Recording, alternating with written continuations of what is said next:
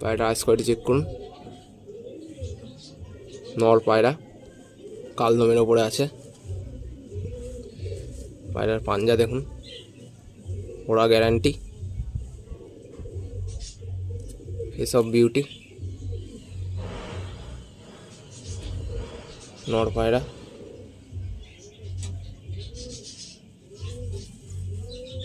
ডানা বাঁধা আছে।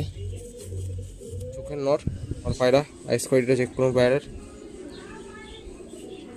একদম শর্ট সাইজ।